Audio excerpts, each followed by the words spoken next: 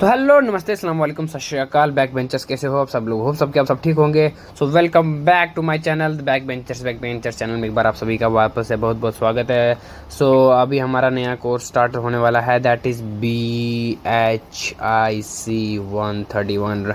Okay, so hope सबकी आपको जिस तरह से हमारे पुराने जो प्लेलिस्ट में आप जाके देख सकते हो कि हमारे जो पुराने कोर्सेज हैं, जो हमारे पुराने जो बुक्स हैं जो मैंने आपके साथ शेयर करी है अपने नॉलेज, आपको जिस तरह से वो पसंद आया होप सबके आपको ये भी पसंद आए BHIC 131 जो कि हमारी है history of India from times up to 300 C. ठीक है, सो जी एंशियंट इतिहास हमारा जहाँ पर हम होमो सैपियन से ह्यूमन बींग्स बने, right.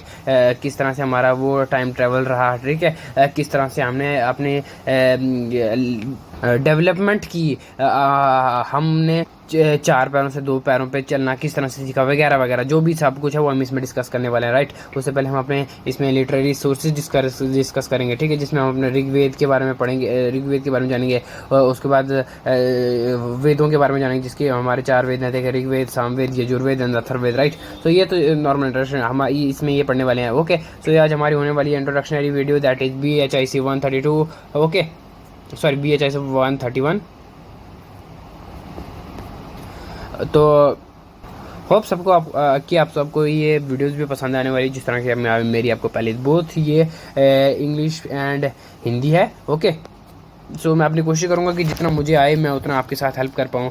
So as a student of IGNOU, so मुझे जितना भी एक्सपीरियंस रहा है, जितने भी मुझे कोई टिप्स ट्रिक्स पता है, तो मैं आपको घंटों से बीच बीच में बताता रहूँगा। सो इग्नो की सबसे बड़ी बात यह है कि इग्नो की जो बुक है, इग्नो का जो कंटेंट है वो काफ़ी ज़्यादा है। इसलिए जब हम स्टूडेंट्स, जैसे कि अगर आप BHIC 131 है तो ऑब्वियसली आपको फर्स्ट ईयर ही होगा, राइट। सो फर्स्ट सेमेस्टर होगा। सो द थिंग इज़ कि इसमें कंटेंट बहुत ज़्यादा है, तो बच्चा जो है स्टार्टिंग में बहुत ज़्यादा परेशान हो जाता है, उसको स्ट्रेस हो जाता है कि मैं क्या पढूं, क्या नहीं पढूं, क्या छोड़ूं।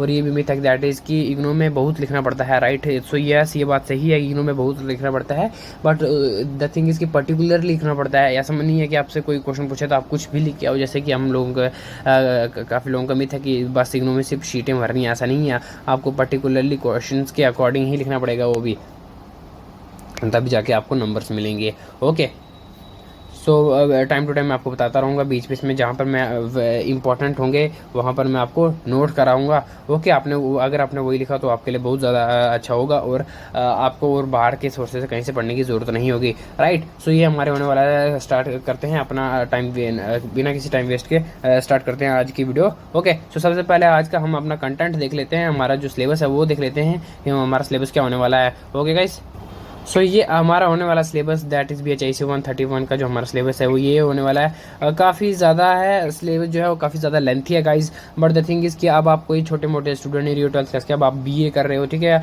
आप बैचलर हो रहे हो आर्ट्स में, तो इसके बाद आप ग्रेजुएशन कंप्लीट हो गए, अब नौकरी के लिए एलिजिबल हो गया, ठीक है। सो दैट इज़ कि आपका जिस तरह से लेवल अप होता है, मैंने आपको बताया कि जिस तरह से हमारा लेवल अप होता है, तो हमारा जो नॉलेज का है बेस उतना ही बढ़ाना पड़ता है, और उतना ही जो हमारा सिलेबस है वो और टफ होता जाता है, और उतना ही डीप होता जाता है, राइट। तो इसीलिए ये जो हिस्ट्री है इसमें थोड़ा सा डीप में जाके बताया हुआ आपको हर एक चीज़ के बारे में। ओके, सो हमारा फर्स्ट चैप्टर होने वाला sources of ancient Indian history, जिसमें कि हम अपने इतिहास के जो हमारा इतिहास उसमें हम जानेंगे कि किस तरह से वो कहाँ से इतिहास आया, क्या उसके सोर्सेज थे, राइट। हम आपको पता है जैसे दो सोर्सेज होते हैं, लिटरेरी एंड आर्कियोलॉजिकल होते हैं, ठीक है। जो लिटरली होते हैं लिखे हुए जो दस्तावेज जो होते हैं उस टाइम के, जैसे ऋग्वेद पुराण, ठीक है। और आर्कियोलॉजिकल होते हैं जब हम कहीं पर वगैरह खुदाई वगैरह करते हैं, जैसे हमको पता है, ठीक है, आर्कियोलॉजिकल डिपार्टमेंट ऑफ इंडिया। सो वहाँ पर कोई अवशेष मिलते हैं पुराने ज़माने के, ठीक है, आर्टिफैक्ट्स मिलते हैं। सो उनके बेसिस पे हम पता लगाते हैं कि ये उस ज़माने का है, राइट। सो इसको बोलते हैं सोर्सेज। सो इन सोर्सेज से हमको पता लगता है कि हमारे इतिहास में कोई चीज़ वो उसका क्या हिस्ट्री रही, राइट। जैसे हम ऑब्वियसली सबसे फेमस है इंडस वैली सिविलाइजेशन, जिसमें हमको बड़ी सारे लिटरेरी सोर्सेज और आर्कियोलॉजिकल सोर्सेज बहुत मिलते हैं। चलो मैं अभी इतना नहीं बताऊँगा, आपको आगे जाके बताऊँगा। ओके, सो हमारा सेकंड चैप्टर होने वाला archaeological as sources and prominent archaeological sites. तो मैंने आपको जैसे बताया अभी आर्कियोलॉजी भी हमारा एक तरीका है, जिस तरीके से हम अपने एंशिएंट हिस्ट्री के जो सोर्सेज है, जो एंशिएंट हिस्ट्री के जो आर्टिफैक्ट्स हैं, जो भी चीज़ें हमको मिलती हैं उनके बारे में पता लगता है कि वो कितना टाइम पुराना है, राइट।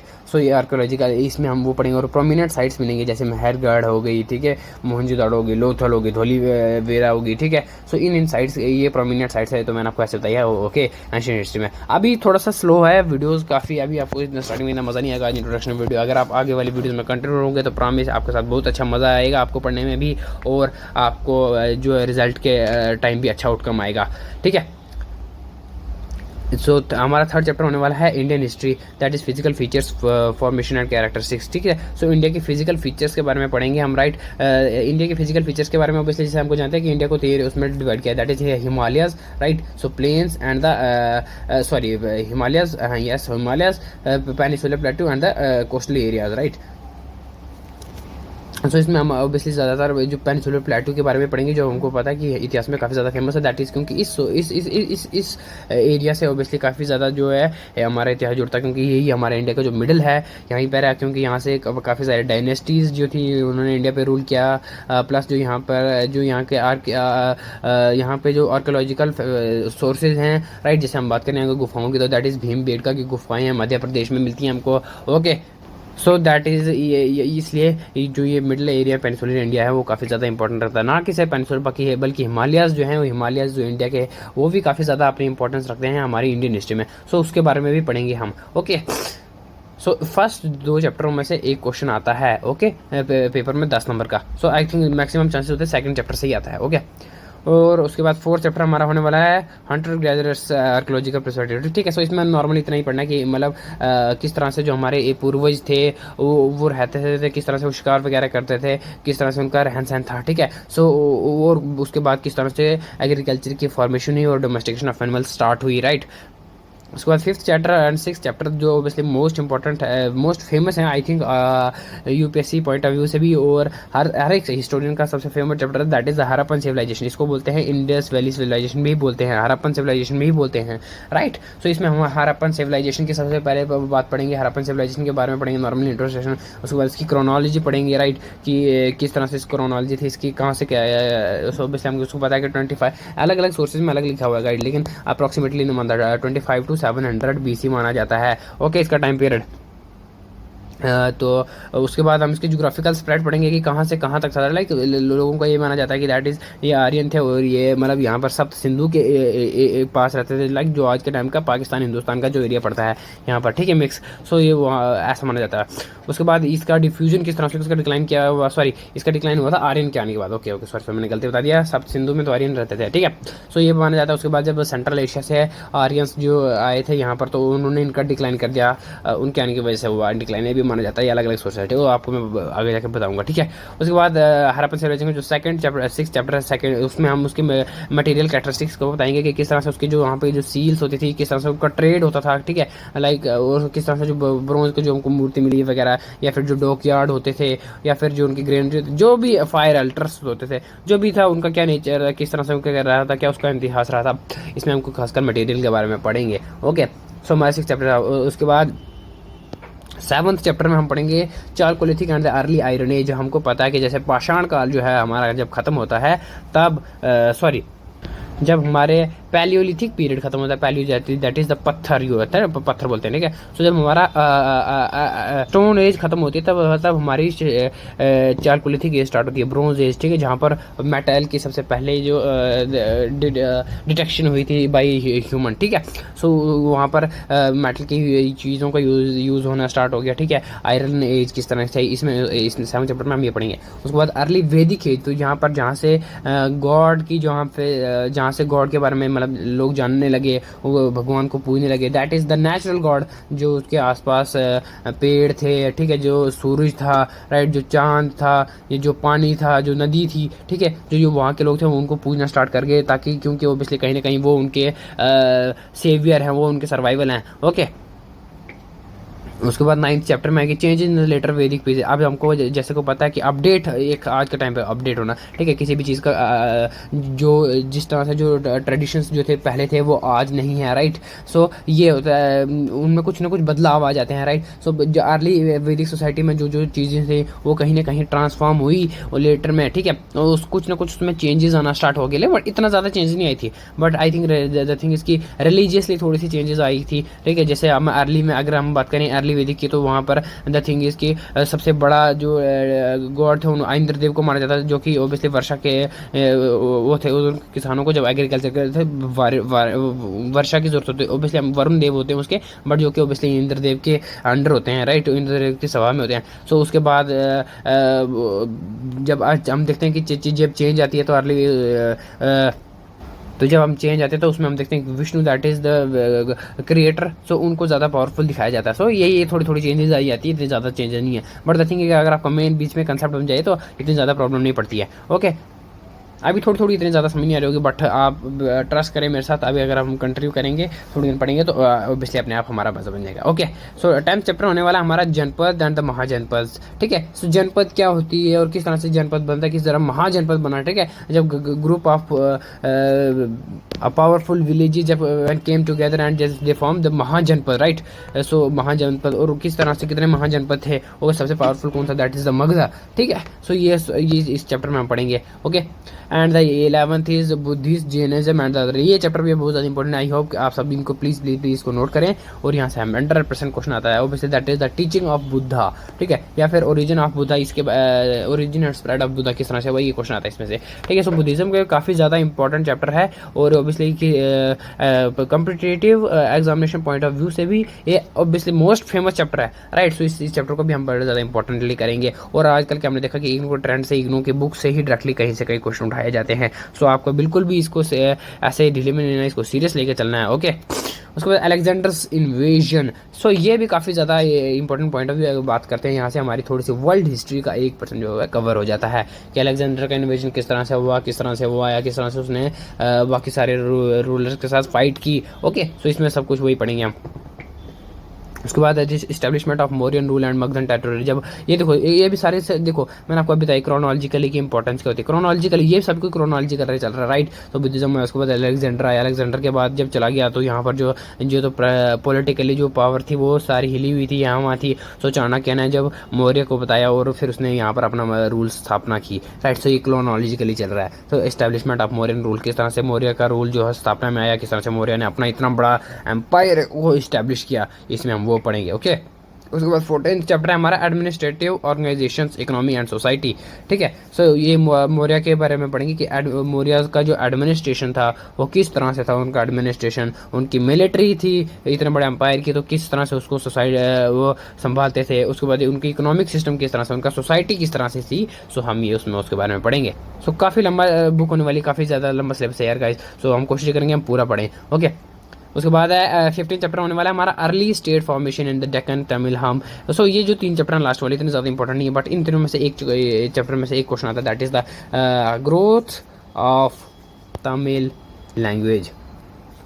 ये क्वेश्चन आता है, आप इसको नोट कर लें। ओके, सो इन चीज़ों में मैक्सिमम जब हम साउथ के बारे में अगर हम बात करें तो हमारे जब टेक्स्ट की, तो जब हम साउथ की बात करें तो जो हमको पता है कि साउथ का जो एरिया काफ़ी ज़्यादा इंपॉर्टेंट रहा है ऐतिहासिक पॉइंट ऑफ व्यू से भी। बड़े बड़े रूलर्स, चोलास, पांड्यास, ठीक है, चेरियास, वो यहीं के थे। और यहाँ का जो हमको सोर्सेज है that is the Sangam literature, right, Sangam literature. So इस पॉइंट ऑफ व्यू से काफ़ी ज़्यादा इंपॉर्टेंट बन जाता है, इसलिए लास्ट के जो 3 चैप्टर हैं वो यहीं पर रखे, इस पर रखें। इतना आपको इस बात में घबराने की जरूरत नहीं है, अगर आपको करने हो तो करो, बट इसमें से थी मैंने आपको बता दिया कि जो क्वेश्चन एक वही आता है। ओके, सो ये था इंट्रोडक्शन। अच्छा, अब हम लेट कर एक मैं आपको बता देता हूँ कि किसी भी पेपर को पास करने की ना, हम सिर्फ पेपर पास करने के लिए नहीं पढ़ रहे। अगर पेपर पास करने के लिए पढ़ना होता तो मैं आपको नॉर्मली सिर्फ डायरेक्ट टू डायरेक्ट क्वेश्चन देता, बट द थिंग इज कि हमको नॉलेज एक्वायर करनी है, ठीक है, रटना नहीं है, समझना है, ठीक है। कंसेप्ट इज पावर, हमको हर एक कंसेप्ट, हर एक टॉपिक का कंसेप्ट रखना था कि किसी के बारे में आपको पूछा जाए अपने आप आ जाए। ओके, सो अभी हम एक पहले क्वेश्चन पेपर देख लेते हैं प्रीवियस। ऑब्वियसली हमको अगर आप किसी भी टॉपर की जब वीडियो देख लो या कि उसकी वीडियोस देख लो, उसमें हमेशा ये पता था कि that is the previous year question बहुत ज़्यादा जरूरी है किसी भी सब्जेक्ट कुछ। अब प्रीवियस ईयर क्वेश्चन से ये होता है कि ज़रूरी नहीं है कि वो क्वेश्चन ही आए, बट आपको एक एनालाइजेशन, एक आपको ऑब्जर्वेशन हो जाती है कि इस तरह से क्वेश्चन पूछते हैं, पैटर्न पता लग जाता है, ठीक है। तो ज़्यादा हम बताते हैं, चलो अभी हम प्रीवियस ईयर क्वेश्चन दिखाता हूँ मैं अभी आपको, उससे हमको अंदाज़ा लग जाएगा कि कैसे कैसे क्वेश्चन पूछते हैं। ओके, सो गाइज ये है क्वेश्चन पेपर और लेट्स एनालाइज, देखते हैं क्या क्या इसमें क्वेश्चन पूछे गए हैं, किस तरह से क्वेश्चन आते हैं। ओके सो ऑब्वियसली हमारा जो टाइम पीरियड है देख लेते हैं, ये भी हम टाइम पीरियड होता है 3 घंटे का टाइम होता है और मैक्सिमम जो पेपर होता है वो 100 नंबर का होता है, प्लस इसमें असाइनमेंट्स के मार्क्स भी जोड़े जाते हैं। ठीक है, असाइनमेंट्स, तो असाइनमेंट के बारे में बता दूं आपको, तो असाइनमेंट कंपलसरी है, ऐसा नहीं है कि हम बनाएं या नहीं बनाएं वो वगैरह वगैरह बच्चों के दिल में टूटा था, बट द थिंग इज कि असाइनमेंट कंपलसरी है। ओके सो असाइनमेंट जरूरी है, सबमिट करना बहुत ज़रूरी है। उसके बाद देख लो answer any 5 question in about 500 words. ठीक है, तो जो हमारा सबसे पहला सेक्शन आती है उसमें हमको हर एक क्वेश्चन जो है उसको 500 वर्ड्स का लिखना है, 500 वर्ड्स। तो आप देख लो गाइस, आपको अगर किसी चीज़ के बारे में फुली कंसेप्ट होगा, रटने से कुछ नहीं होगा। अगर आप रटोगे तो कितना ही रटोगे, एक क्वेश्चन को 500 वर्ड्स काफ़ी होते हैं। और अगर आपको ऐसा नहीं है कि सिर्फ पूरे पेपर में एक ही क्वेश्चन याद करके जाना, तो 500 वर्ड का याद करके जाओगे। सो द थिंग इज कि आपको हर एक टॉपिक के बारे में कंसेप्ट होना चाहिए, तो आप अपने से लिख पाओगे। ओके, सो मैं पूरी कोशिश करूंगा कि आपको हर एक उसके बारे में कंसेप्ट हो। ओके, तो देखो मैंने आपको जैसे पहले बताया था कि बुद्धिस्ट के बारे में क्वेश्चन आता था। सो बुद्धिस्ट और जैन के लिटरेचर के एंशिएंट सोर्सेज पूछे हैं कि उनका क्या सोर्सेज रहे हैं। ओके, जैसे सूत्र पिताका, विनय पिताका, जो उनकी जो बुक्स थी। ठीक है, सब आप आके जाके पढ़ेंगे। सो फर्स्ट क्वेश्चन था ये। ओके, सेकंड क्वेश्चन क्या है, critically discuss the various theories of the decline of Harappan civilization की, हरप्पन सिविलाइजेशन की डिक्लाइन किस तरह से हुई। सो हरप्पन सिविलाइजेशन की भी डिक्लाइन हुई थी और उसकी भी अलग अलग थ्योरी है, एक थ्योरी नहीं है। काफ़ी कोई कहते हैं जब सेंट्रल एशिया से जो आर्यंस आए थे उनकी वजह से, कोई कहते थे जो फ्लड आया था उसकी वजह से हुआ था। ओके, सो ऐसे ऐसे है। What are the selling features of the later Vedic economy? So मैंने आपको पहले बताया था कि that is the economy, sorry, religion plus economy, इन दो सब्जेक्ट्स में ही ज़्यादातर जो अर्ली वैदिक और लेटर वैदिक में चेंजेस आई थी। ठीक है, सो सेक्शन एक ओके 3। तो चौथा क्वेश्चन क्या है, answer any two of following in 250 words. अच्छा, तो सेक्शन ए ही है, लेकिन अब आप बोलोगे 250 वर्ड कैसे आया, क्योंकि इतने जितने भी दिए हैं इनमें से आपको सिर्फ 2 क्वेश्चन करने हैं। राइट, 2 क्वेश्चन करने हैं और एक क्वेश्चन को आपको 250 में लिखना है। राइट, सो ऑब्वियसली 2 क्वेश्चन के कितने हो गए, 500 ऑब्वियसली। ओके, तो देखो हमारा थर्ड चैप्टर का जो आ गया, major geographical influences of Indian history. Okay, so ये वहाँ से निकल जाएगा। उसके बाद न्यूलिथिक कल्चर ऑफ कश्मीर वाले। सो अगर आपने मेरी वीडियोस देखनी नहीं देनी है, आपने मेरा सब्जेक्ट देखना नहीं देखना, आपकी मर्जी है। राइट, बट अगर आप देख रहे हो अभी तो गाइस प्लीज़ ये वाला क्वेश्चन बहुत ज़्यादा इंपॉर्टेंट है, ये आप प्लीज़ नोट कर लीजिए, और ये हमेशा ही आता है, इसकी तो गारंटी है। Okay, Neolithic culture of Kashmir valley. Okay, और इसका इतना ज़्यादा है नहीं, लेकिन इसका 30-70 चांसेस है, 70% आ सकता है, 33% नहीं आ सकता। ठीक है, तो हमारा टाइम तो नहीं था। Iron age in southern India, so ये भी काफ़ी इंपॉर्टेंट क्वेश्चन है, 50-50 इसके भी चांसेस हैं। मैंने आपको जितना मुझे पता था बता दिया। ठीक है, सेक्शन ए। सेक्शन बी देखते हैं आप क्या है, what kind of changes do we see in the society of the period 6 to 4th century से। ठीक है, सो 6 से लेकर जब 4th सेंचुरी के बीच में जो क्या चेंजेस आई थी सोसाइटी में, ये इसमें हमने वो बताना है। Okay, discuss the nature of revenue administration under the Mauryan. मैंने अभी आपको बताया था मौर्य के जब जो हमारा 14 चैप्टर था उसमें हम पढ़ेंगे कि मौर्य का एडमिनिस्ट्रेशन किस तरह से था, उसका रेवेन्यू सिस्टम किस तरह से था। Okay, right an essay on the 3 different kinds of children's in the ancient Tamil हमसो। मैंने आपको बताया था लास्ट चैप्टर में से एक क्वेश्चन आता ही है इन तीनों चैप्टरों में से। Okay, answer any two of following in 250 words. So teaching of Mahavira, मैंने आपको पहले बताया था टीचिंग ऑफ बुद्ध या टीचिंग ऑफ महावीरा आएगा ही आएगा बुद्धिस्ट में से, सॉरी बुद्धिज्म और जैनिज्म में से। ठीक है, अर्थशास्त्र ये हमारा फर्स्ट चैप्टर का है, दैट इज लिटरली सोर्सेज। इसमें क्या हम बताएंगे, कौटिल्य का अर्थशास्त्र जो कि माना जाता है वो बहुत ही पुराना है, जिस पे वैसे हमारी इकोनॉमी कहीं हिस्ट्री हो हिंदी में लिखना चाहते हो या इंग्लिश में लिखना हो। बट जो स्टार्टिंग का जो इंडेक्स पेज होता है जहाँ पर आप आंसर शीट का जहाँ पर आपको ऑब्वियसली कॉलम दिया जाता है आपने भरने के लिए, वहाँ पर नीचे में लिखा होता है कि आपका मीडियम कौन सा है। अगर आप हिंदी चुनना चाहते हो तो हिंदी भी चुन सकते हो, इंग्लिश चुनना चाहते हो तो इंग्लिश भी चुन सकते हो, वो आप पे डिपेंड है। ओके, सो ये था क्वेश्चन पेपर गाइज। तो होप सबके आपको आज की वीडियो पसंद आई हो। मैंने अपनी पूरी कोशिश की आपको समझाने की जितना मुझे पता था। ओके गाइज, तो और कोई अगर आपकी क्वेरीज हो, कोई क्वेश्चन हो तो आप मुझे बिंदास पूछ सकते हो। ओके, कमेंट बॉक्स में। और मैं अपने अगर BHIC 132 अगर आपको जो बुक है मैं उसकी भी डिस्क्रिप्शन में आपको लिंक दे दूंगा। गाइज जाओ और वो भी देख लो, हमने पूरी बुक कंप्लीट की थी। अगर आपके दिल में और भी कोई क्वेश्चन हो तो बता सकते हो। Thank you and bye bye.